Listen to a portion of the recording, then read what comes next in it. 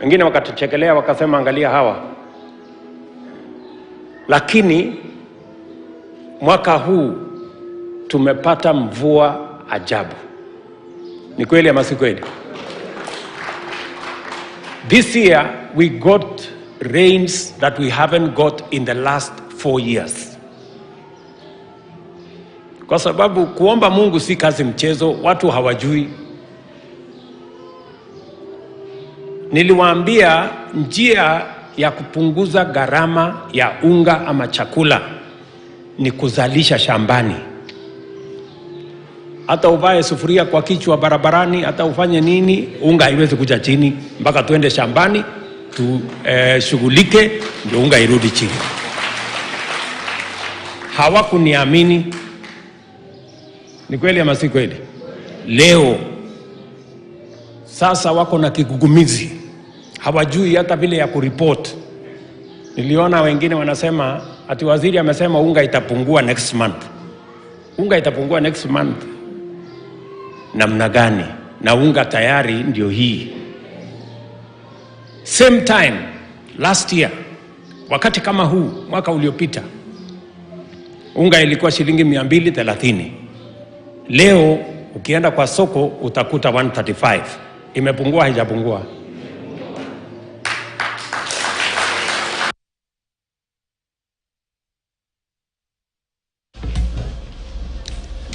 All right, high cost of living is what the editorial cartoon is focusing on today.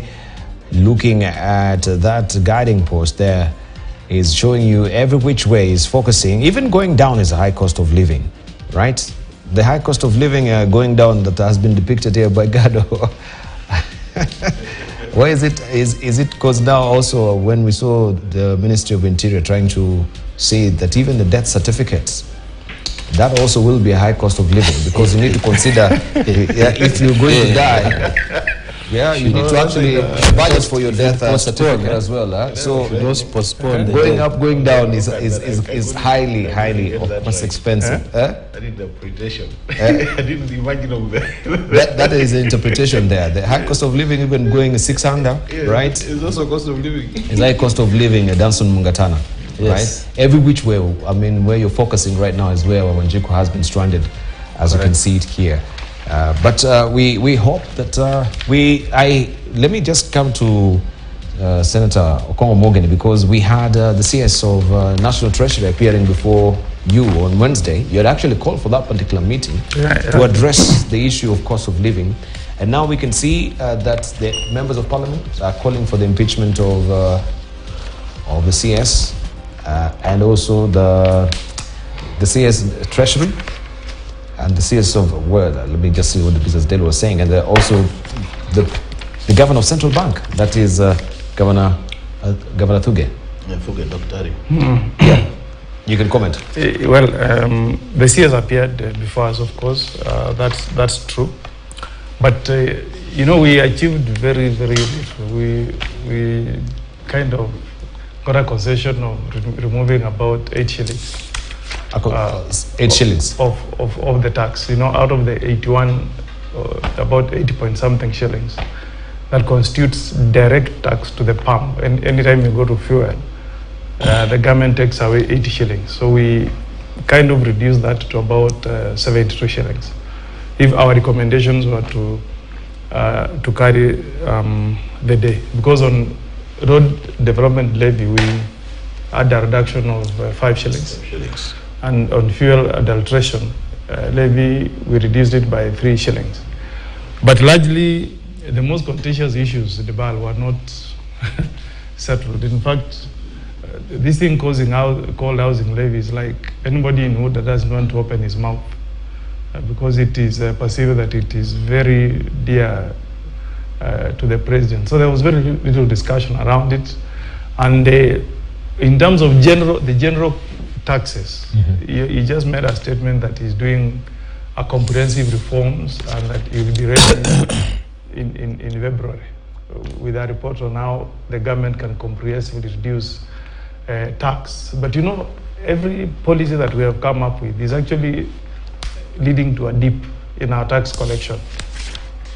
as the FKE was releasing a report that about 70,000 employees have lost their jobs, that corresponded with a drop in tax collection on pay as you earn, which dropped by 11.2%.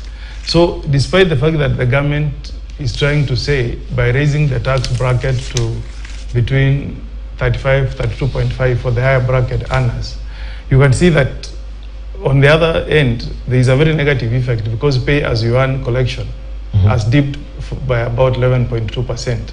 On the other side, the corporate tax has also dropped by about 22%. So you can see that all these tax measures that are being introduced by UDA are again having a negative effect on the economy. Because as a government, you're going to be worried that if you push 70,000 Kenyans out of the job market, then it means even the policy you have of job creation is nullity, is not being beneficial at all to Kenyans.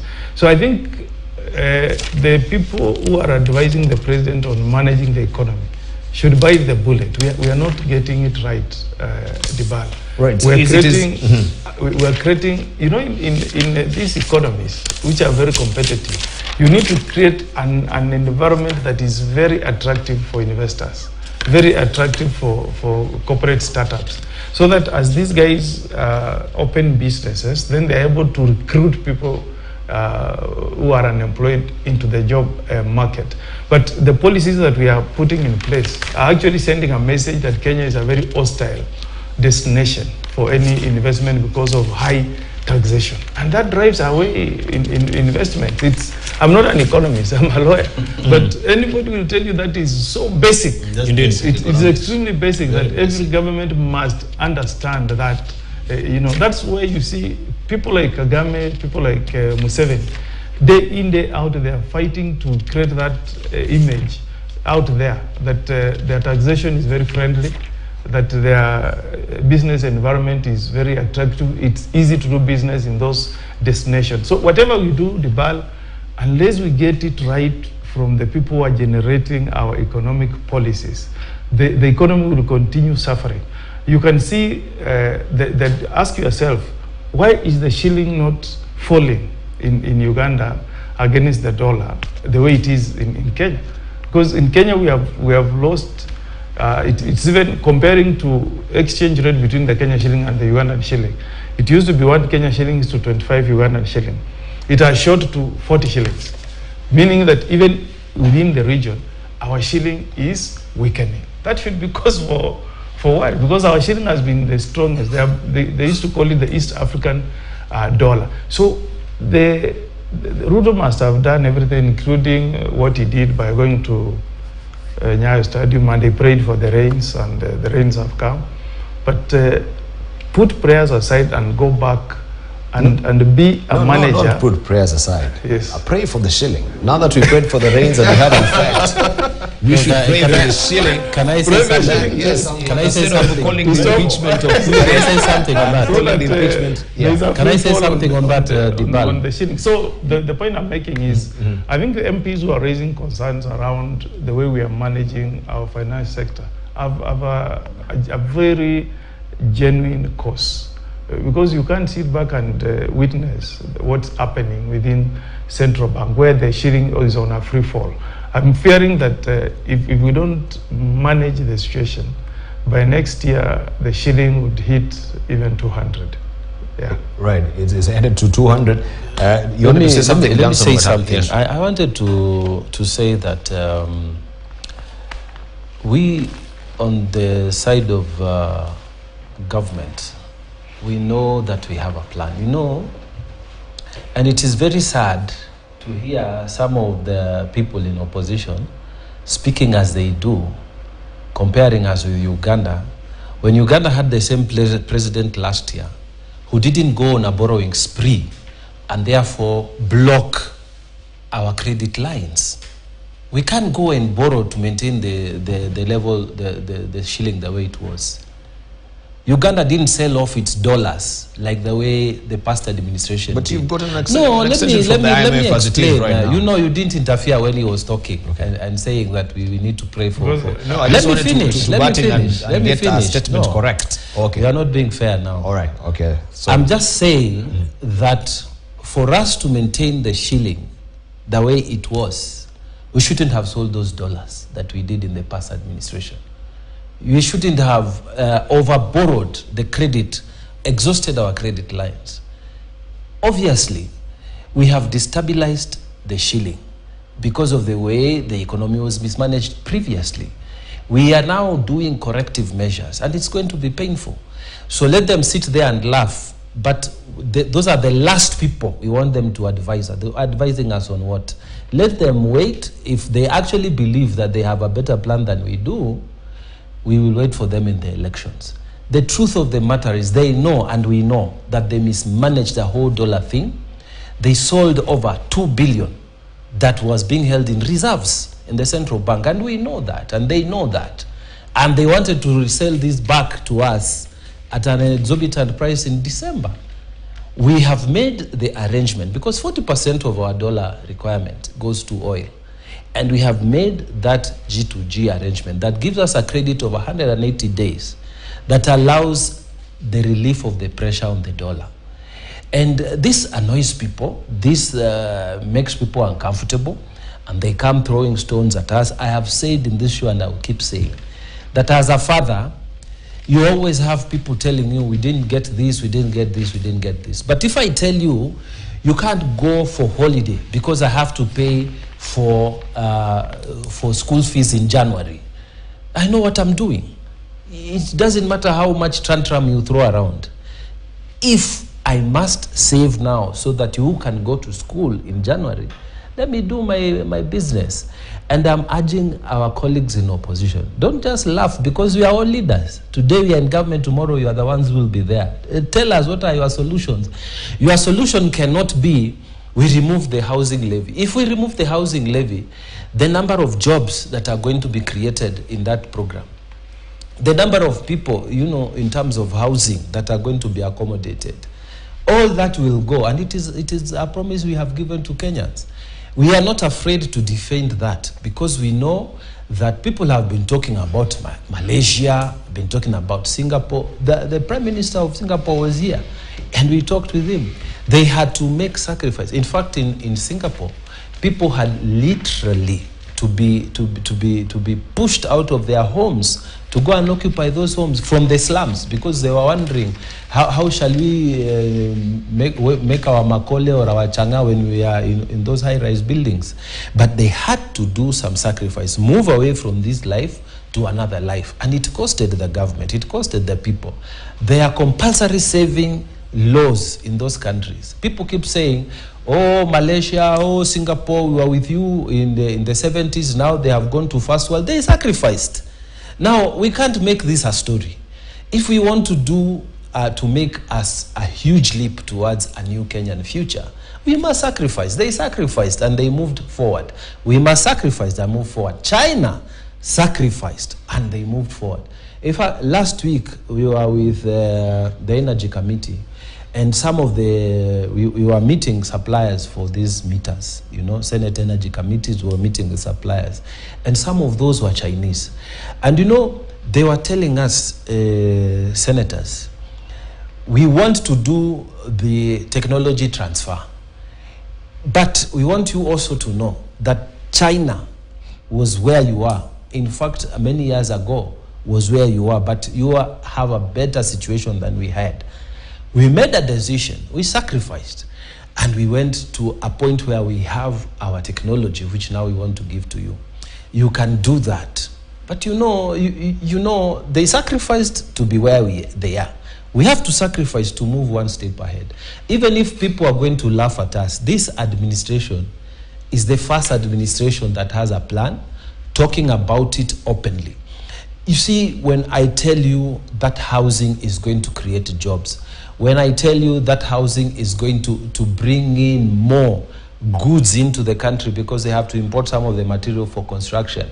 When I tell you that the amount of earnings for the local people, the youth, is going to be tremendously increased, people will laugh at me now. But when it starts working, when now Mheshimiwa Mogeni is having a lot of his youth now getting into job, Mheshimiwa Makali, a lot of people getting into jobs, they will sit down and start saying, maybe this thing was true. But you know, before we get there, we must sacrifice. And we are at that stage. All right, I'll come to the issue of sacrifice. I just wanted to ask you, if you read the Business Daily today, yes, and I've just highlighted there that affordable homes loans uptick falls 69%. Yes. Right? The uptick of the affordable home loan under the Kenya Mortgage Refinancing Company declined by more than 2/3 in the 9 months to September, partly reflecting the erosion of household earnings in an elevated environment.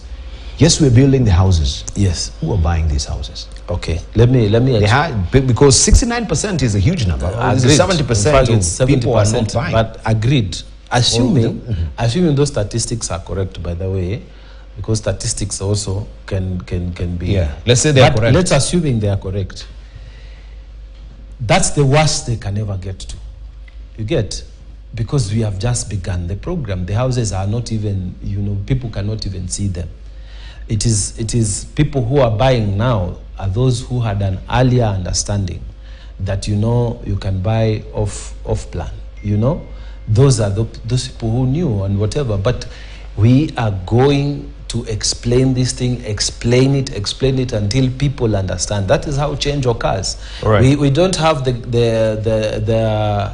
luxury. Will be the houses, regardless whether they are bought or not. We don't have the luxury like China and those other countries that have undemocratic muscle power.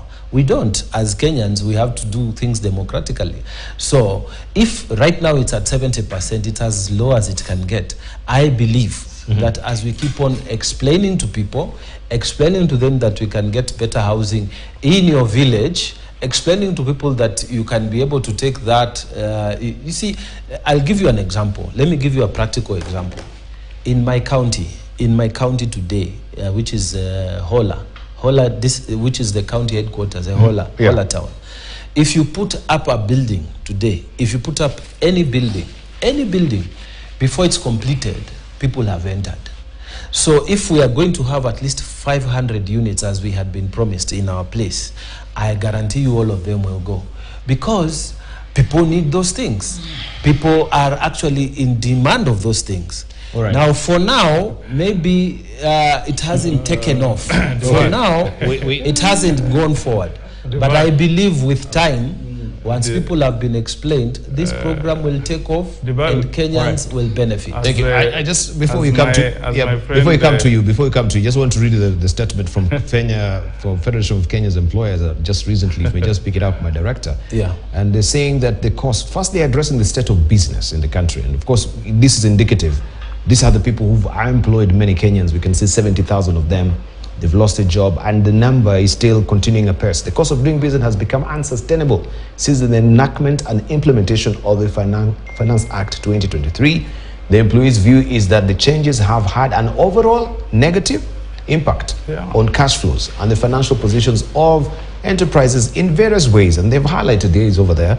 Direct impact on the payroll, impact on demand for general wages review, risk of business closure, and increased layoff employees. We have the weakening of the shilling has aggravated the situation further and has adversely affected businesses that rely on imports, including imports of machinery and equipment necessary for our manufacturing industries.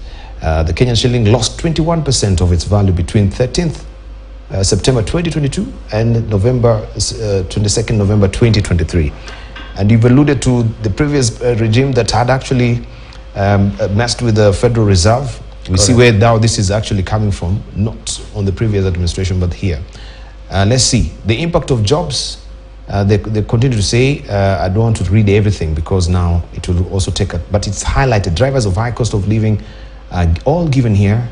This is what they were really talking about. I can't belabor the point. So they're talking about regulatory environment and unpredictability in regulatory environment.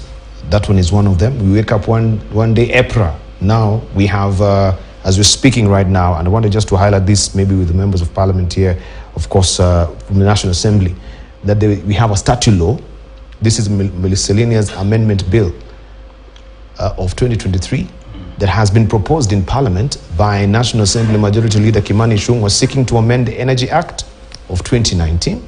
The bill seeks to double the Energy and Petroleum Regulatory Authority, that is EPRA levy, to a maximum of 1% from the current ceiling of 0.5%. Consumers are currently paying a levy of 0.25% on petroleum products and 0.08% per unit of electricity consumed.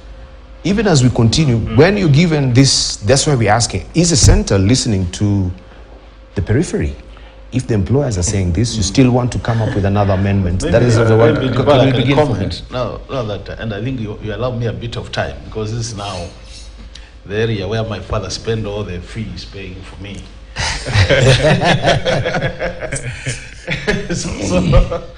So Ndibao, you know, when I listen to Mugatana, I really, the issue of sacrifice is good, and I want to tell him Kenyans are more than willing just to sacrifice. but the question is, after Kenyans do sacrifice, do we have the right policies, legal framework to turn around the economy? And I think that's where we are not getting it right.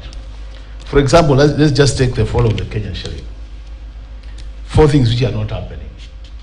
If you look at where the reason why Uganda and Tanzania shillings are actually appreciating while I was depreciating is because of about 2 or 3 reasons. One of them, look at the foreign direct investments in those countries.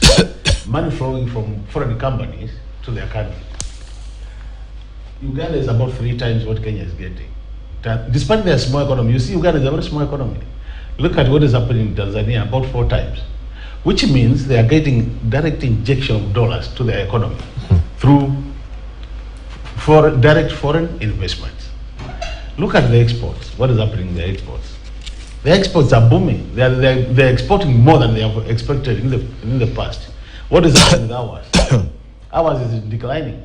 So when you export more, then you get more dollars coming, more foreign currency coming to your country. Would it be dollars, euros, and all that? Because you are selling products to the rest of the world. Second point. The third point, look at tourism. The numbers. Compare Kenya and Tanzania. And we have said this many times about. The kind of products we are selling to outsiders in terms of tourism products is things which are common to many countries. Which means in terms of competitiveness, we have a very small margin in terms of edge. And that's why you need to come up with the policies which really promote that industry so that people have no reason to go to Tanzania or to South Africa. But you know what is happening? Day in, day out, we are giving tourists reasons to change their flights to other countries. So in simple terms, Kenyans are ready to sacrifice, but what is happening? The government is not coming with the policies and programs which want to change that. The other point is what you have just said. When the employer says 70,000 Kenyans have lost their jobs, I like what Mugeni was saying. Actually, Mugeni, despite being a lawyer, he presents a very simple, basic economics. That when you sack people, even the intended housing levy you want to get, where will you get it from? This is pegged to a salary payment. So once you sack Makali, it means automatically the salary I earn, I will not be earning it. So you are 1.5%? You will not get it from my salary. And 1.5% from the employer as well? Yeah, and the other one from the employer. So multiply 70,000 people. So the question is, if in a process you get people out 70%, and you bring in another 30% through the programs you're calling the housing levy programs, at the end of the day, who loses? It's the government, because you collect less. And that's why you see, if you look at the top front page of the Nation, a very small red where says, banks in rare profit dip as loans devout each 611 billion. Why are people devoting their loans? These are small businesses, which means now they can't access credit because the government is taking all the money from the credit market. The thing is, the government now is giving about, I think it's now 18%, about 17%. The government normally would not devote in paying loans. So what would happen? The government is now competing with the private sector, competing with individual investors. So at the end of the day, these guys cannot access any money. So what are they doing? They are devoting, because even their businesses are collapsing. So when you look at the sacrifice for us, what needs to be done after the sacrifice, I think we have sacrificed as Kenyans, but what now the government is doing after our sacrifice is not aligned to improving the economy.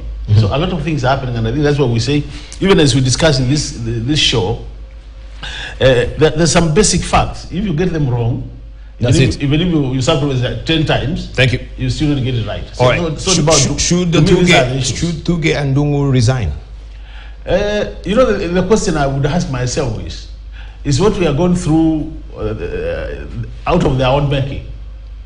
Because the other time we said... What do you mean out of their own making? We have Liz Truss in the UK. We saw the finance minister resigning because they resigned, first of all, because of the high taxes. Yes. And also not managing the market in the jurisdiction. That's what it says, that if we are in the UK, resigns after failed budget and market turmoil. If we are in the UK, they will definitely resign. But another thing is, we have said this. Okay, let's say. You want to hear what cases. The thing is, at the end of the day, where does the accountability fall? Because if I'm a finance minister in the UK and I advise my president or my leader, more likely what I advise will be taken seriously. So listening to you, when this comes to the floor of the house, you will actually point to this is not their making, it is because of market forces. No, so to me, you will not really advocate for them being impeached. To me, from where I sit as an economist, the question is, in terms of final decision making, if I advise that do 1, 2, 3 as an advisor, and if you do 1, 2, 3, you'll achieve this, and then your advice is not taken serious, nobody implements it, what do? You can resign, that's okay. But at the end of the day, still, you get another person, unless you get an angel coming to sit there, the same. So I think really, even as we push... what is your stand? You can't be sitting on the fence. You can't say, oh, you should have it, that's okay. Then another person, what will be your stand? If you presented all these figures and facts, and you said, I think this is the way it should go, but it's not being implemented, and you know that can be the prime solution, the person should step aside. For me, I think if we were to talk about anybody resigning, if the PS Treasury has to resign, I think even the appointing authority should also be resigning. All right, let's say from Okongo Mongeni. Yeah, well, maybe where I fault the PS and CS, some things I sit back and wonder why we can't get some concepts. Debal, why should the government of Kenya, in the first place, before we even speak about the legality of the housing levy, I want to look my friend on the face and ask him, why should you tax employees for housing levy on gross income and not basic? And how come there is nobody in government who has got the experience and the courage to tell the president that what you are doing, taxing Kenyans on their gross income, is in itself, on the face of it, a gross injustice to Kenyans? Even the bill that was presented to Parliament, you must have seen it. Yeah. Stated in section 76 that taxation on housing levy will be based on basic salary, not gross. That's why you are seeing that report there by FKE, that the income of Kenyans has dipped, it's gone down. And I want to invite my friend Mungatana to speak to his teachers in Tana River, because me, I interact with my teachers in Yamira. There's one who sent me a payslip when we were doing the housing. Even they are not official yesterday. Yeah, they will tell you that they don't want this thing called housing levy, because when we got a presentation, for the PS housing, those houses are going to be sold at 31,000. Even when you complete them, Mheshimiwa Mungatana, very few Kenyans are going to afford those houses at a monthly mortgage of 31,000 shillings. The teachers will show you their pay slip and they'll tell you not afford. Now, there's even another one coming. On top of these taxes, we leaders here should also be conscious that NHIF, the regulations have now been published. NHIF is going to take another 2.75% of the income of these Kenyans. What are you going to leave them with? They will remain with nothing. And forget these stories you are being told about the previous regime. You know, Deputy President, whom I respect a lot, our current president, was DP for 10 years. He was the chair of IBEC for 10 years. Kimani Ichung'wah was the chairman of the Budget and Appropriation Committee, if I'm not wrong, for 8 years. You're right. 8 years. Not 8 years. Murkomen was Not my 4 years. leader of majority in the Senate for 8 years. Duale was in the National Assembly for 8 years. All these guys are in the government now. They were there. Whatever happened in the previous regime, they were really part of it. And you know, Dibal is good when we speak here as leaders. We speak while we are connecting with the people who we represent. Mm-hmm. In US, in the 90s, there was such an anger from the American citizens against Congress that they signed signatures to put term limit for congressmen, House of Representatives and the senators. And you know, 24 states actually ratified those proposals, and it became law. Because they were so annoyed with their representatives who could not speak for the common manage, they were saved by the Supreme Court that declared that amendment unconstitutional in a split decision of the Supreme Court 5-4. So if we as leaders don't resonate with wananchi and understand that whatever we are doing here, defending the indefensible, is causing a lot of pain to wananchi, we are losing disconnect totally with the people. You cannot be telling people that we as a regime, we have a plan, when people have no food on the table. When I go to Nyamira, Dibal, people are surviving on one meal.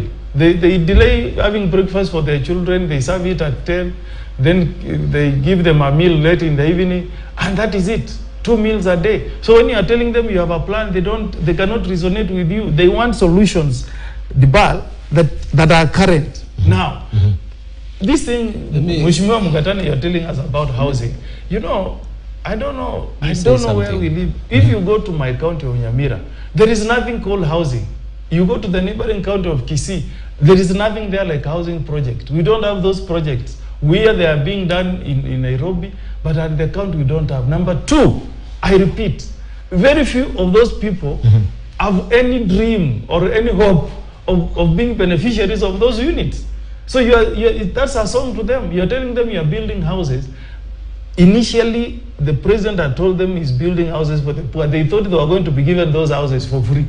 But now that you have come back, you're telling them you are going to buy these houses at a monthly mortgage of 31,000 shillings. 80% of my people They don't have. in Nyamira will not afford those houses. They will never something? purchase them, Dibal. So what you're telling the current regime, please, don't be dictatorial to the level that you close your eyes to the pain that Kenyans are suffering.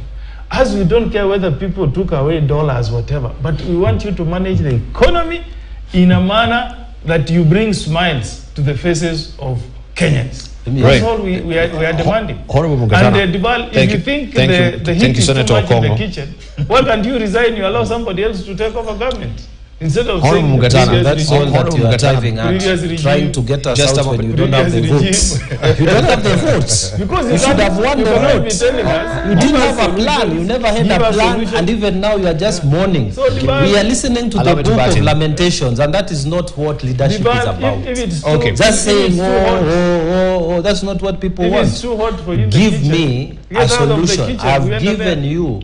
Look, Dibal. But they give you a solution. They say you pay down on the 16% of the fuel levy. That to is the not- 8%. bring it down, yeah. That will is not bring a solution. That will bring a That is drastic not difference. a solution, Housing Dibal. levy, we are Okay. saying, Let make me it say polluted. something. Just a Let me moment, say just a- something, Dibal. Yeah, I will. You cannot tell me that the children want chips. So a quick solution. If I can't pay fees tomorrow, I buy agree. chips You- today. you've made that no, statement. No. But I I'm want- not I want just- agreeing I want you to with hear your populist comments. First of all. ideas. Populist ideas don't run a government. Let me ask you. Government must be sober. You cannot listen to opposition always telling us pay this, give us this for free, remove the taxes. How are we going to run the economy? We have given a plan. And Dibala, I want to say this. Every time that a nation moves from one level to another, it's painful. It's painful. And I agree, we are all having pain. But when we say that we have a plan, look, ICT. Mheshimiwa Owalo has been establishing ICT hubs in every place. And the plan is we are going to have ICT hubs in every ward across the country. That's the plan. And as of now, we are having in various counties. The ICT is a huge employer, especially of the youth. Okay, so those new jobs that are going to be created using. Let me finish, because we cannot say. But we need to slice what you're saying. Housing we can't just is not agree the only. broadly.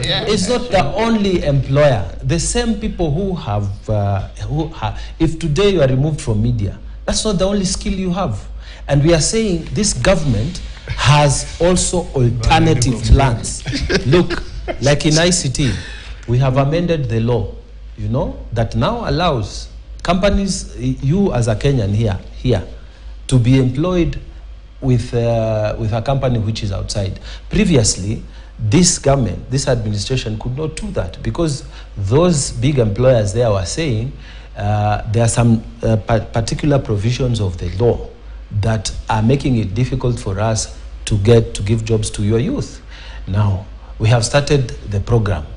Infrastructure of that connectability with those people started by amendment of the law, so that now the law is in a position to acquiesce to the demand on the other side. And the next thing, we are setting up infrastructure. And many of our youths, and I've said this before, they are going to be employable on those ICT hubs. And it's going to create a lot of jobs. President Ruto has been in talks with those big employers with the Googles of this world and those other employers. This is a whole new area that can create huge employment opportunities. And for us to benefit, we had to do some structural plans, lay the foundation, and then the benefits are coming. Now, same way, when we were talking about the fertilizer, they were laughing at us, they were saying it can't be done, what. When the fertilizer came and the food prices came down, they are not there to clap, they are just jumping into housing. We are also telling them in the housing, we had to set the infrastructure down, we had to prepare the law first, and then the benefits will come later. So everything has to move in a structured manner. We are saying now there are other opportunities in ICT. We are saying yes, there are other opportunities coming in the building sector. So I want to ask our colleagues, even if you say now it is bad, and that if the kitchen is too hot, get out, we'll come in and cook. What meals are you having? They don't have any plans. In fact, up to now, I've never had the leader of opposition stand up and tell us that he has this plan. The only thing they do, they wait, we give them a proper, proposition on agriculture, they say it is bad. Thank you. And a proposition in housing, they say it is bad. A proposition on the fuel, they say it is bad. So to them, everything we are doing is bad. But we are telling them this. We are inside there working for Kenyans. And remember, we have the biggest interest in getting things right, because when we don't get right, we'll be voted out in 2027. But we are doing what we can within the current circumstances. So I wanted just to get a comment from you, because I've asked everyone regarding the MPs plotting to impeach Ndung'u and Thuge over shilling free fall. Yes. What is your take? Ndung'u and Thuge over the shilling free fall? We have it over there. What is happening with the shilling right now? Because now it seems that the central bank and treasury have not been able to try and previously we had them saying, we'll leave it to the free market, it should be a free fall, it should course correct itself. Now again they came back and saying, we're going to intervene. They had said they're not going to intervene before, but they changed again and say they're going to make interventions, especially with the banks that were holding these particular dollars as well. Why didn't they not really clamp on the banks before? Okongo Mogi, you're going to go. Just I know you're about to go, but just give me a few minutes, right? I want to hear from you, because I was picking up the Liz Truss issue, or Liz Truss of UK. She had 44 days.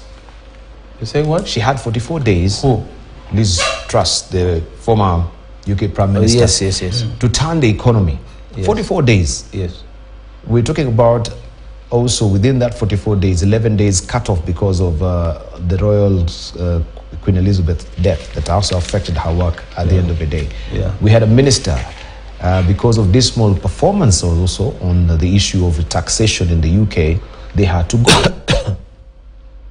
Why can't we see also people who are not really performing and you've given them a chance to perform, not really being shown the door? The president says that we should extend time so that we can see the benefits of this. I mean, time is of essence for everyone, because when you go at home, you won't tell your wife that, you know, I need more time, and you can't put food on the table. More time. And actually in the UK, okay, can I say something? In the autumn statement, if you have followed the UK, can you just respond, because he's about to go? Yeah, if you have followed the UK, in the autumn statement that will be made by the Secretary for Treasury in the UK, they are going to reduce taxes in the UK. So when we make proposals that you reduce taxes, it's nothing unusual. When you look at the optics and you see that the economy is getting depressed because of your high taxes, and you're causing pain to Kenyans, that the citizens are not even able to spend, the middle class, there's nothing wrong in reducing taxes. Two, there's also nothing wrong in having strong social support programs for the people. In fact, the third issue where we differed between Azimio and UDA on cost of living is that we had made a proposal that the elderly people in society who have been getting social support from government at 2,500 shillings, we made a proposal based on the report that we received from the controller of budget, because she came and made a presentation and said because of the devaluation of the shilling and the rising cost of living, let that sum be increased from 2,500 to 4,000 shillings, so that these people are able to buy medicine and buy some essential foodstuffs for their survival. But you can imagine such a proposal that is going to benefit everybody, whether they live in Nyamira, they live in Utana River. Why 4,000? Why not 10,000? Well, that this populism is what spoils everything. People bring politics to what a serious economic issue. But as we it cannot be done. It's not. It cannot be done. For a beginning, instead of leaving these people poor as they are, elderly as they are, with just 2,000, increase it to 4,000. And that proposal came from none other than the controller of budget herself. But when that proposal was put on the table, it received a lot of resistance from UDA, from Kenya Kwanza. So when you tell us that make proposals on how you lessen the burden on Kenyans on this issue of cost of living, all the solutions are on the table, the only thing is that everything you raise, people build blocks around it, and they tell you we will not shift our goalposts. If Kenyans are suffering, the way you have had this morning, let them suffer. You have had, even you have been challenged that don't worry, if you lose your job, you can go to Mujengo. That's what So if you have a government that has that kind of attitude, you are telling the government that 70,000 Kenyans have lost jobs, and that's a statistic from FKE. And of course, you say a populist government, people came to realize. We're not denigrating they do a good job. I'll work on Mujengo any day. The thing is, it is a huge employer. The populism. But the populism. You cannot, let me say something. Can I just finish? No, let him finish. He's going. Let him finish. He's going to go without listening to our side. Okay. So you'll wait for him to finish. Then you go. You can't build. It is so simplistic. My God. You cannot build an economy around this thing of saying, I'm going to send people to Mujengo. Not everybody will work in Mujengo. You build a wholesome, how can I say it in economics? You look at the country wholesale, take the country and move with everybody. Those who want to work in the white collar jobs, put in place systems that will enable them to get jobs. People who are professionals, they are quantity surveyors, they are architects. Can you finish? No, just give the facts properly. Look at your professionals. It is not Mujengo in that sense. Like your teachers, you must work it and say, when I'm taxing this payslip, because you can get a payslip of a teacher. Look at the payslip of a teacher and say, now I've put housing levy on this teacher who already has taken a mortgage. Okay, I'm adding 2.7%. NHIF, which is a new increase, so you are reducing their payslip. Then as a president, you say, am I being fair? Am I being reasonable to these workers who are also contributing by giving me pay? Because they will tell you, Dibal anywhere, that a worker must be motivated to be happy, then they will work for you and deliver for you. Right. But if you make them unhappy, let me just tell. If you make them unhappy, let me just the tell my productivity friend. will dip, and that Let me negative just effect tell will Mr. find its way to the Mogeni economy. before he leaves Beginning, before you leave, can you just that listen? populism has never built an economy.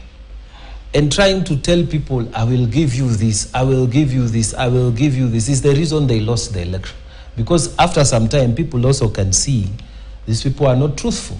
It's not possible because you have to give a plan that works. What they are telling us is just to please ourselves. And I remember going to a parliamentary group meeting and the president telling all of us that you have to be truthful to the people. You have to tell them what is doable as a leader at your level. If you are a senator, go and tell them what is the truth, what is happening. If you are a governor, go and tell them the truth. Do not be populist. And he said this, and these words I hold dear, that I'm not going to be the president that will be there just because of a few claps, you know, and being popular. I take this country down. I will not preside over a collapsed economy. I'm going to sit down and do what I can within the knowledge of those people who are giving me sound economic proposals and try and implement them. If somebody has a better plan, has a better plan, let us listen to it.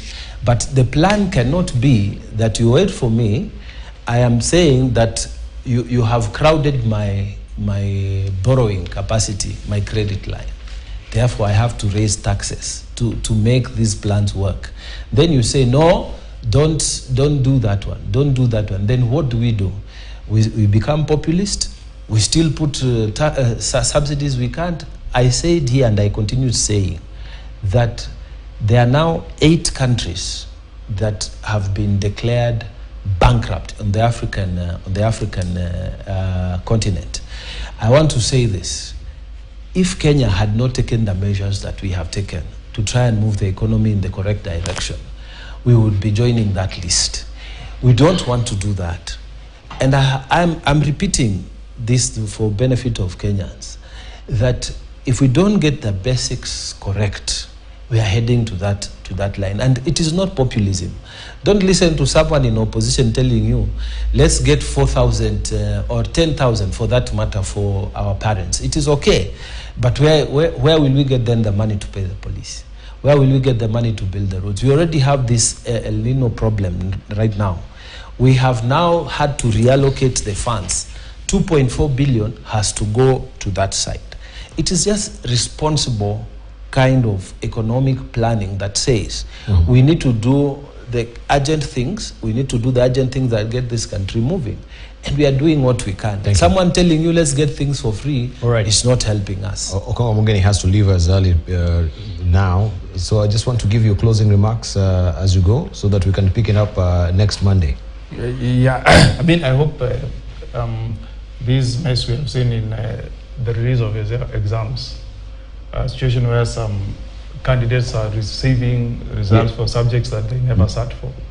I mean, we don't really want to see that chaotic scene on the release of our results. I hope that can be clarified. We get better management of our education sector, because education is everything. Many of our children, their only hope of getting out of the poverty circle is to pursue their education to the highest level possible. So I hope that can be fixed, and I also hope that we can, now that prayers can perform miracles, I hope we can pray for our president. Yeah, prayer performs miracle. I believe in so prayer. That he can listen to the cries of the Kenyans, do something about this housing levy that is very unpopular to Kenyans, do something about the presentations that we got to increase allocation of money for the elderly from 2,500 to 4,000, so that we show sympathy and empathy to those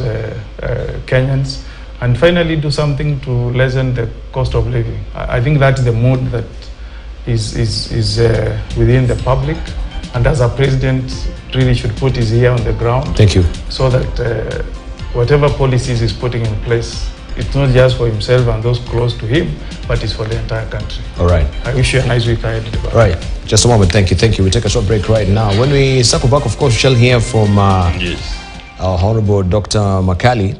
The question that I want to raise is especially on the equalization fund. Right now that we have also the devastation with the floods, there seem to be the equalization fund that is being taken, a portion of it, and now being put to the Public Service Commission. And we wondered what is the rhyme and reason for this development, that we have to slice the equalization fund and put that particular budget to the Public Service Commission. The Public Service Commission also is being affronted to actually be observing or determining the allowances of members of parliament. And the question we've been raising again is, why will they determine their own salaries and seek the scrapping of SRC, or to hive off some of the core functions of SRC? We'll take a short break.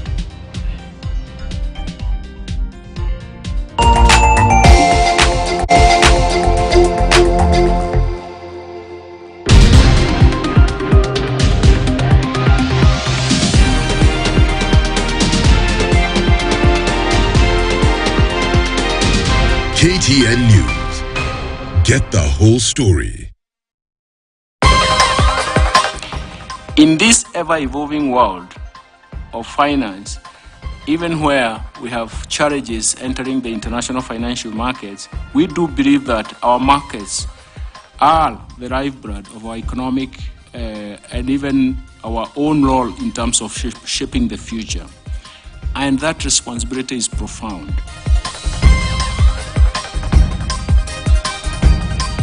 Celebrate over 100 branches of Naivas. The duka that keeps it 100 kiloko. Naivas Kikwetu Fiesta. Kikwetu, Nakuru ni kwetu, Limuru ni kwetu, Ruaraka ni kwetu, Naivas ni yetu, yo. Naivas saves you money. Start your engines. Get ready for the world's greatest and toughest motorsport competition.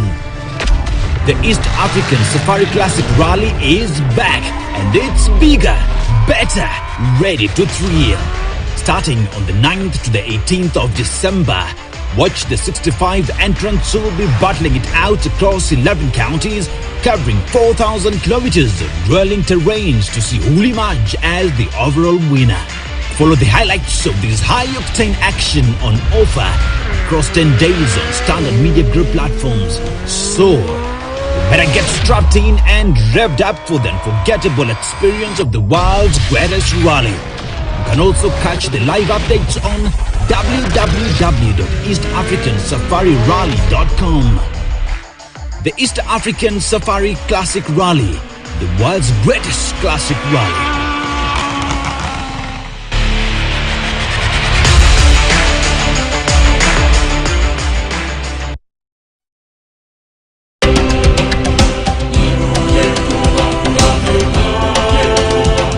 Africa Speaks, a groundbreaking show that brings you the beauty, diversity, and untold stories of Africa like never before.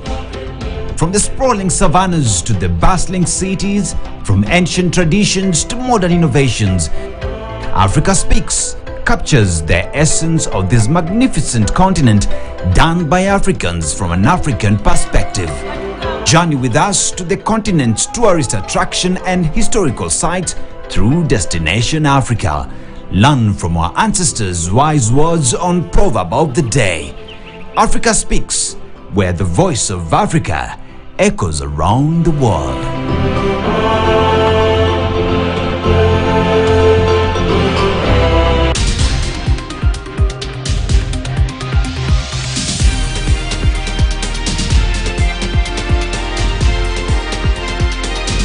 KTN News. Get the whole story.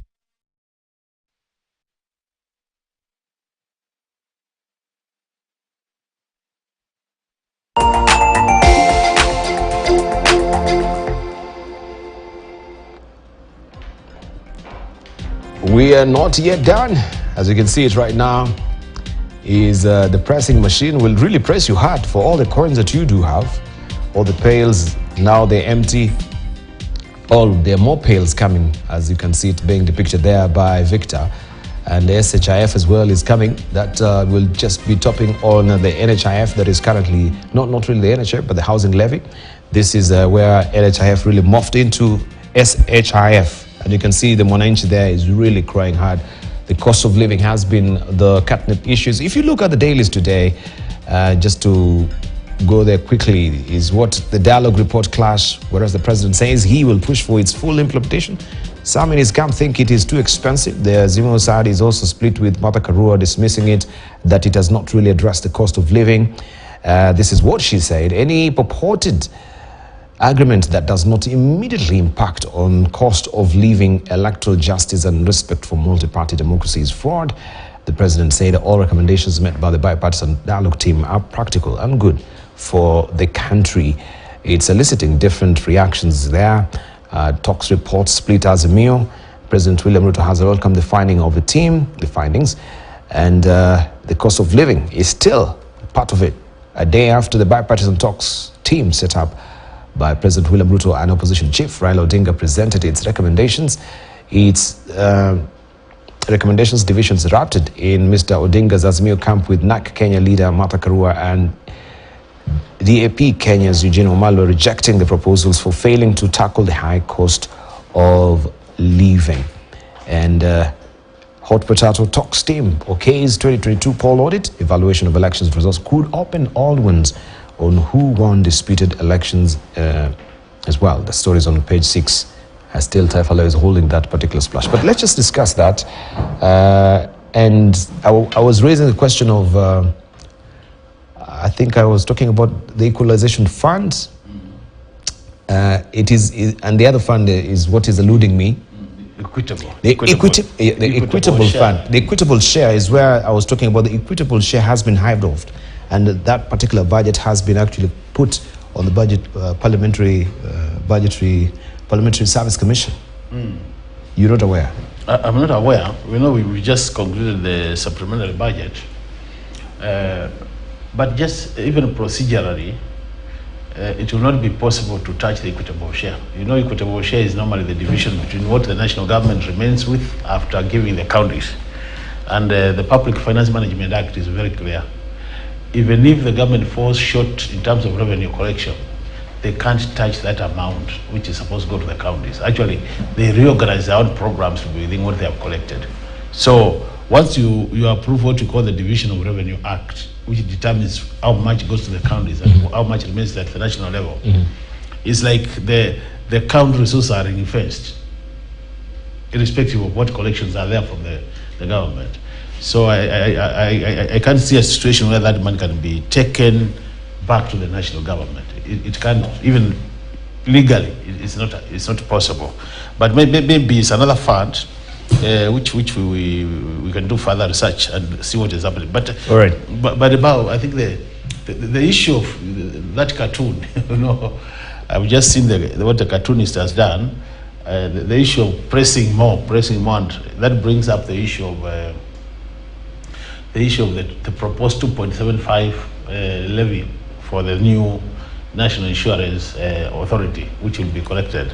And what that says basically is that now Kenyans have to prepare that they will be paying more, although there was indication that this is negotiable, people could negotiate. But I don't know to what extent, because it's like part of the what is being proposed, unless we change the regulations. Generally, what we were saying earlier, and I just want to say one or two things from what my colleagues said earlier. You know, Dibao, we've given Kenya Kwanza 5 years to govern this country. Kenyans have given them that through an election.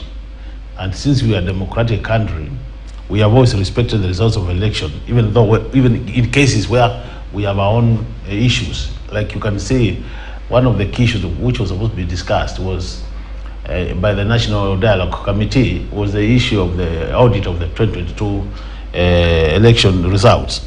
But now that has been not done, we all appreciate that The current government was given the mandate, they were given the instruments of power to govern.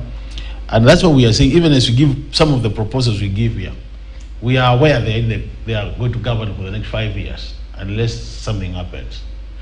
So, that's why anytime we talk as members of the minority or the opposition, doesn't mean that we don't have a plan. We had our own plan, which we also presented to Kenyans, but they decided to go for the Kenya Kwanza plan. Our plans had also some good ideas. And that's how at times we would remind them that if we were in power, we would have done 1, 2, 3. So normally what we do is just to give ideas so that we see how we can improve the economy, because at the end of the day, we are all Kenyans, we live in this economy. Some basic facts about, you remember, when an economy is in a situation like where we are, a depression or a recession is a more serious case than a depression. Basic economic theory says you can use what you use, they used to call the big, you must have heard about the big push. What the government would do is, in such a situation, the government will come up with programs which put money to the economy so that you reactivate the economy. In a situation where you are doing well, you don't have to borrow the money. You can mobilize your own resources so that you push that money to the economy. You reactivate production so that in that case, companies have more to produce, people have money to buy the products, and then the issue of demand in the economy comes up. And then, so long as people are demanding more, then you open the doors for more employment, more taxation, because people have money you can tax. And that's what, anytime we talk here, we have that behind our mind, that there are some basic things you need to do to an economy which is facing challenges to reactivate it. So like when you say, when this committee proposes that give Kenyans, instead of 2,000 shillings, give them 4,000 shillings. It could look like a popular proposal. But what in simple terms they are saying is that where Kenyans are today, they are getting to a level where they can't even afford the basic commodities. And that's why the other day we were talking about consumer behavior adjustment, where you, at times you have to adjust based on what you have. So what we are saying is, if today we were to give the very needy Kenyans 4K additional, that is 2 additional shillings, it means now you give them more money to buy.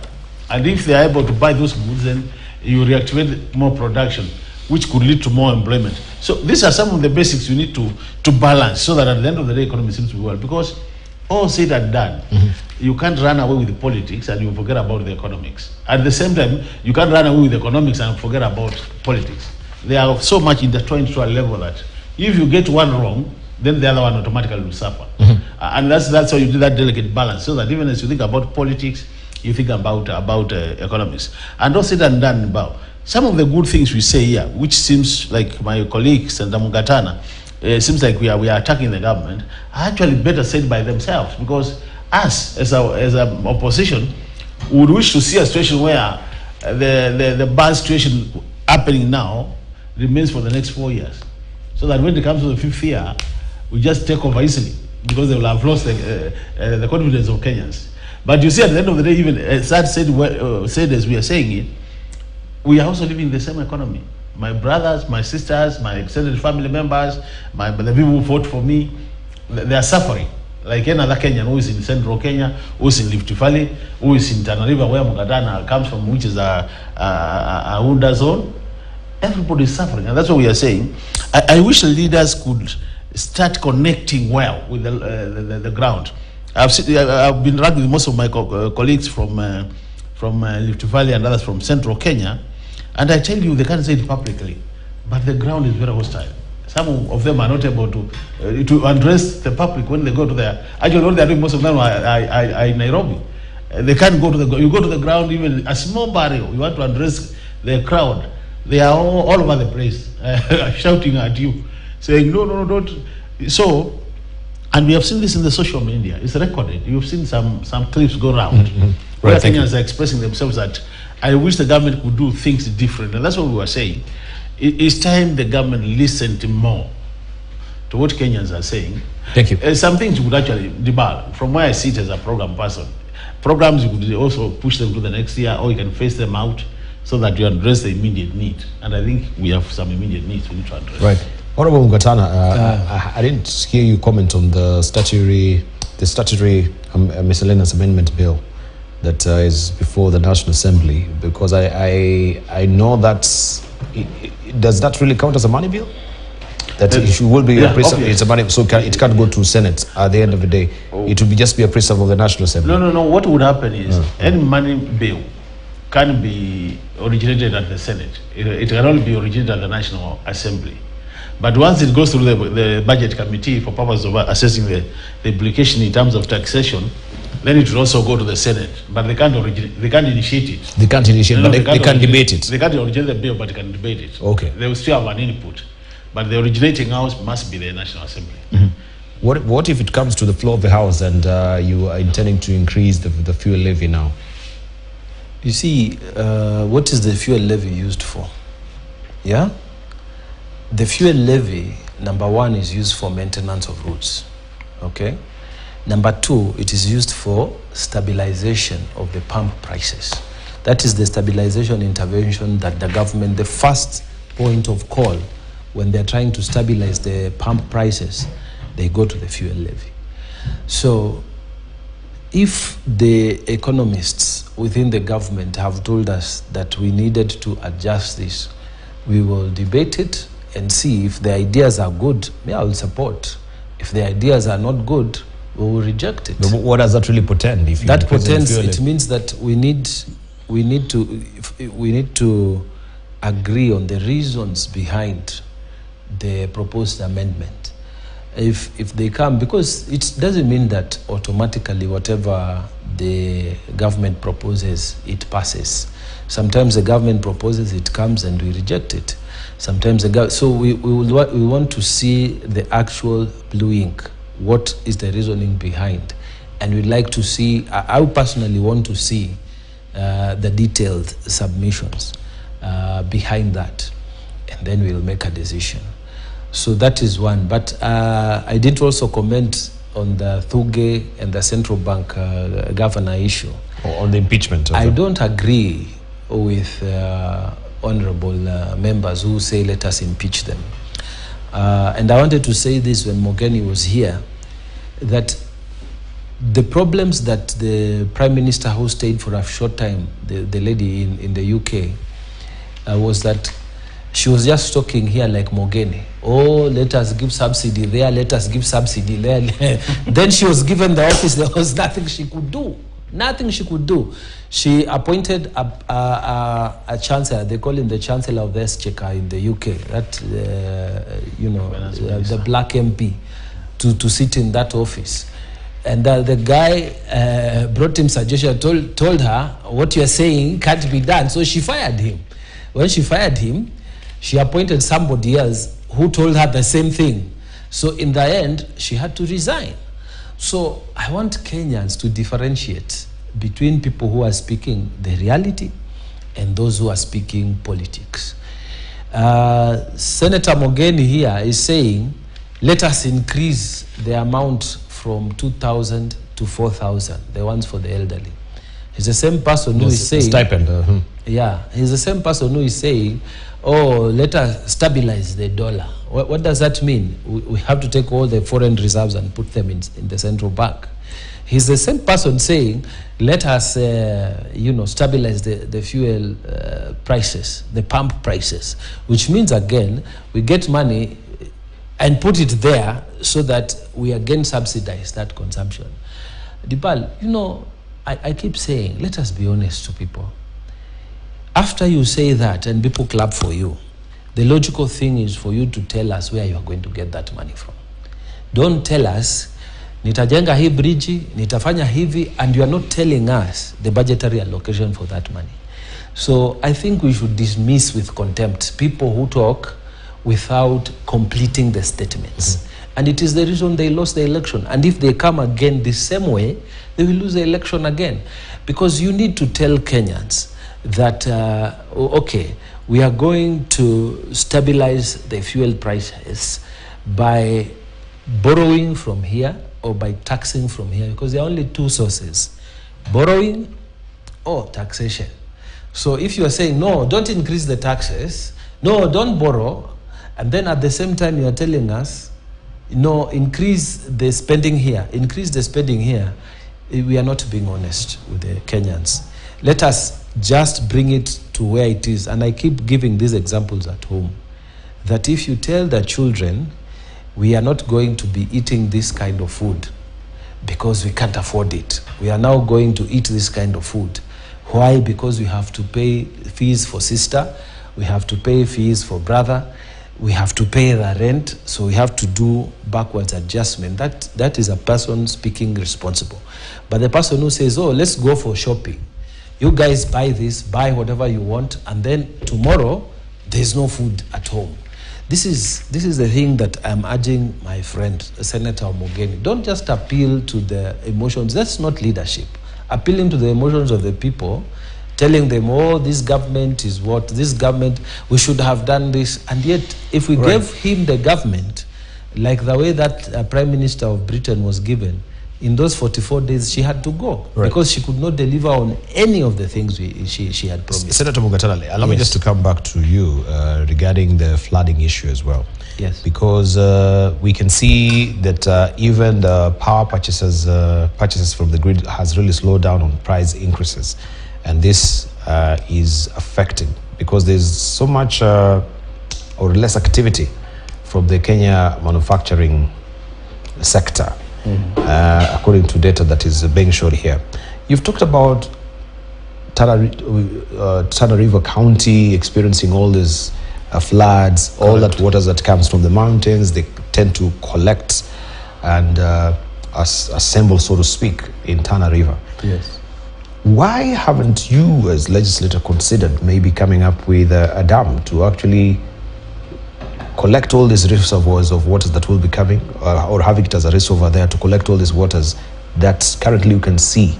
I'm just saying now for the future planning, because you said, oh, after 10 years we've seen a cycle that this really happens. It doesn't even have to take 10 years, but there's something that really happens, and you know very well from the mountainous areas, all these waters will collect at the Tana River and come and splash within the river county as it is. Is there any project, a turnkey project that is happening that will actually change the lives of the people of Tana River with a dam up your collector slaves? Okay, so the kind of budgets for collecting waters, the kind of budgets that are required for that kind of engineering is not available from the county government. That's what I'm saying. That should be. So the national government, let me just say, the national government, as I understand it, the national government has a huge plan, okay, for damming the waters. And where is the plan at? Where is it? What phase is it in? Is it just on paper? Have you seen any traction yourself as a legislator? Have you had any follow through? When will it be completed? So that at least we know. We can always be accountable to people. It's a British company, and the agreements were signed that the loan for that project. When was it signed? About 2 months ago. About 2 months ago. And that project, the only issue that we were having with it, you see, is that they are targeting the river itself, the Tana River itself. And what as leaders we had proposed is that the seasonal rivers that bring us the unusual flooding are the ones that should be targeted. But these people in their planning, they had targeted the river itself, because for us, the flooding of the river, we don't have issues with it because it's the one that brings the alluvial soils for us to do cultivation. So annual flooding has no issues. But this huge flooding that comes in a cycle of around every 10 years is the one that brings a lot of destruction. Now, for us, we were thinking that like all these waters that are going down, if there was a place we could keep it, you know, it would be useful for agriculture in future. However, the kind of planning that is there, you know, if you go up in the air and you look at the whole of Tana River County now, you will just see water. You will not see even buildings. You just see water because it's a low-lying area. And then, unfortunately, this water doesn't stay for long. yeah? And El Nino is not normal. So every time we send these proposals to the national government, they have that thing that these waters will not be there next year. These waters will not be there next year.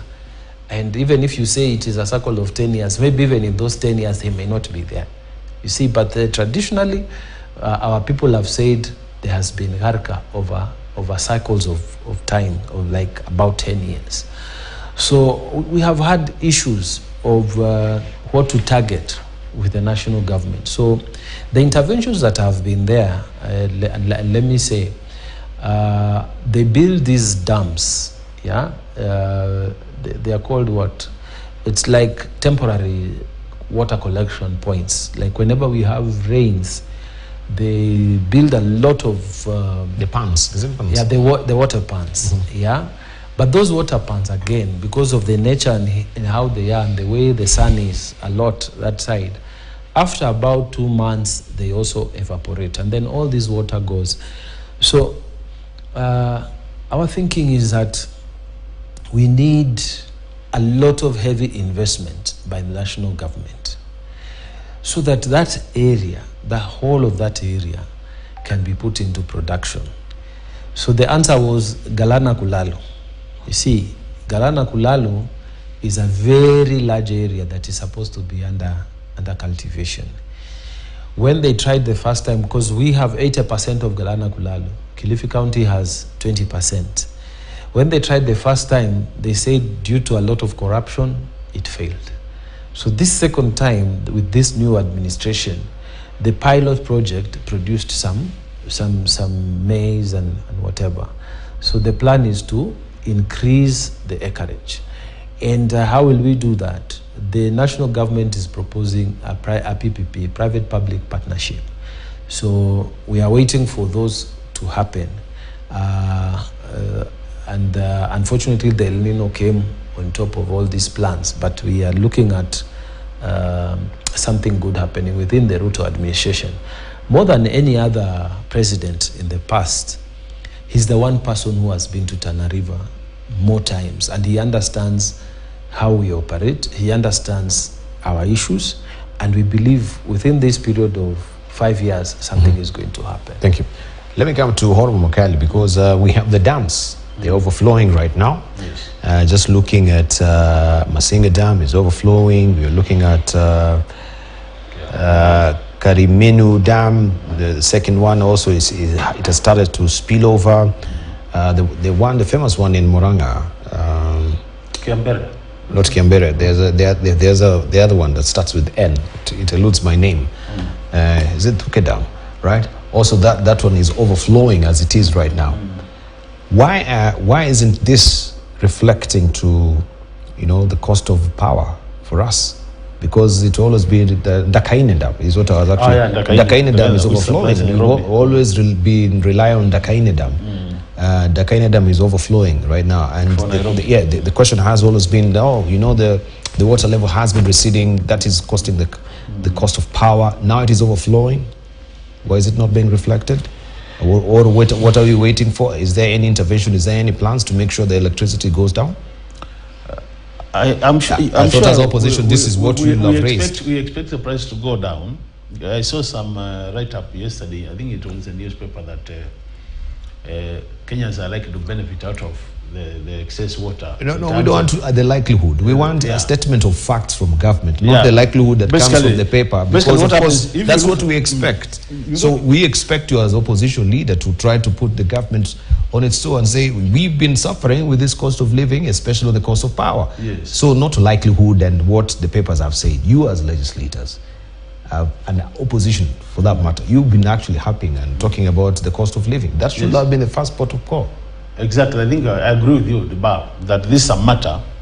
Let's say, logically, with now more power being produced through hydro and not the other sources, we expect the prices to go down. And I think now, as you are saying, it is our work as the opposition now to start following up. When will this fall of prices be affected? So I think this is a good assignment you have given us. And I think I want to agree with you. This should actually be one of our agenda items, that this would be one of the ways of reducing cost of living.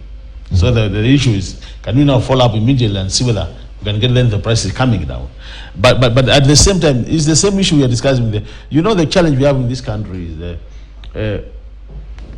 if you look at our pricing, what I call pricing policy, the way we price some of our services or goods, that element of imposing levies on a product is what causes a problem. And I want to tie this to your earlier question of EPRA levy. Yes. You see, this levy, the BAL, is not a levy which is going to benefit Kenyans.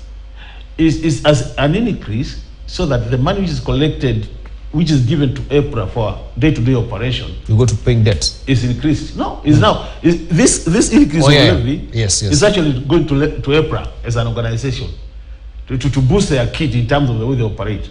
And the question is, what has triggered this increase in terms of cost of EPRA that they want to change that levy to be more than what it is? Because all that money will be going to EPRA. It's actually called an EPRA levy. It's an EPRA levy, actually. So it's money going to them. It's not money going to the mainstream budget where you can benefit other areas like road maintenance, all that. So these are some things. Because now if you have such a levy, even if the price of oil went down internationally, that levy remains fixed.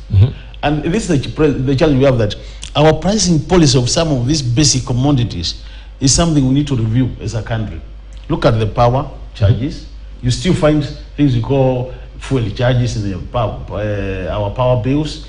You have other maintenance charges. So to me, those charges are the ones which make things worse. So that even when the actual price of a product goes down, then it is hardly felt by the consumers because of these levies. But basically what you are saying is, I think for me, I want to agree with you totally. This is a matter we should be picking up to make sure that then this, even if it's a small benefit to the consumer, that is actually transferred to the consumer in terms of a lower cost, matters this. Then the other thing which I think, let me also comment on the issue of the dams, You know, for us to save Tana River County and the neighboring counties from this serious flooding, if you look at what we call the water master plan, for the national water master plan, there were proposals of constructing several dams along the river, like what we call the something, which is now be taken by the British government under PPP. There's some big dam, is it a high something around Siklo, which is a very big dam. It's supposed to resort to irrigation of about, I think, 5 million acres, something like that. So the thing is, we have a master plan which had been in books for many years. The challenge has been implementation. So if this series of dams was constructed along the river, it will actually reduce flooding, because now it will be able to hold the water at the higher level, and then the water getting to the lower level, that is Tana River County, will not be excessive flooding, but will now be the normal flooding, which, as Honorable Mugatana says, is good even for fertility of the soils around the area. So the challenge we have is to be able to mobilize resources so that we do these dams along the river. And one of the best ways of doing it is what we're calling the PPP, although I have my own issues with the PPP, which is public-private partnership, where we allow private investors to come, do the dams, and then just as we collect a road levy when we are using the express highway, they will have to come with a mechanism of also collecting some money to recoup their investment. So the question is, after they do the dam and it's done, you have to pay a charge for you to use that water so that they recover their money. And we have already been facing challenges in terms of these payments. So while it could be easier, but that's if you want the PPP to really operate, like we have the Nairobi Expressway. Yes, that's what I'm saying. Yeah, we use the BOT. You build, operates, and then transfer. But what we are saying is, while it could be easier for the roads, I'm yet to be convinced that it will be easier in the water sector. All right, because you know the water sector, unlike Nairobi, where you are dealing with the people with the cars and they have to pay, you are now dealing with the common mwananchi. The consistency of actually paying it. We will be making a choice between using this water you brought around, and if they find it expensive, they go to the pools around and fetch water that day and deal with the issues of diseases later. So to me, this is like the alternatives in the water sector could be worse in terms of if I can't afford. And these are the issues which need to be really discussed before we get to that level. But it's a good way once to get the dams, we'll be sorting out most of the flooding challenges. But at the end of the day, it will also be anywhere cost to the country in terms of people being charged for the water, which will be other than that what they're being charged today. So I'm looking at how April really ends in the financial year to 2022. For instance, April netted 1.2 billion shillings. That is $7.9 million from the petroleum levy compared to 1.1 billion shillings, 7.2 million shillings, million dollars in previous year, an increase of 16.5%. It also earned 236 million shillings. Yes. That is $1.5 million from electricity levy during the period, down to 10% from 263 million shillings, $1.72 million in the previous year. And during the that financial year, April earned a total revenue amounting to 1.51 billion shillings. That is $9.9 million, meaning that the two levies which accumulated to 1.45 billion shillings accounted for 96% of its revenues. So the question is, why then do you want to increase this particular? They want to double that. Why do you want to double this? And because of your operational costs. This is where also the budgetary committee, we need now to get things atomized. We know, because all these things will come under the operational cost. What will be? I know you're not an EPRA director, but that's why these are things we need to interrogate and ask, what is this operational cost that you want to increase? Because that's why I'm saying, you see, Mheshimiwa Makali has said it is for operation cost of the EPRA. But for me, I've said the levies are used for stabilization. So both of us don't have the blue ink on the paper that is being proposed, the miscellaneous amendment bill. If it is here, we will see the justification. But from what I understand, it is not the operational costs that these levies are raised for. Those levies, even you have seen on the road, wait, on the road, you have seen this road has been improved by the petroleum levy. So these levies are not for operations of EPRA. I mean, what does EPRA do that it needs more money? Indeed, but this is the account is being given, not just for one, also this from honorable. This is an account that is being given here by not only what he's saying. Actually, it's a fact here that this is for the operational cost. This is what we need to interrogate. What is this operational cost that now they do? Unless that warrants money, this particular increment. And even in the law, unless that money is going to the fuel levy or to maintenance of road or to the stabilization fund, it doesn't make sense, because I don't see what it is that they are going to do with that money. It doesn't make sense. That's why he also be asking you. It doesn't make sense for me. That's what I want to help my colleague. What is happening, Senator Mugatana, is that if you look at a listing of the fuel levies, one of the levies is the EPRA levy. So this specific amendment is targeting that specific levy. And from what you're saying about, I think the starting point would be the department.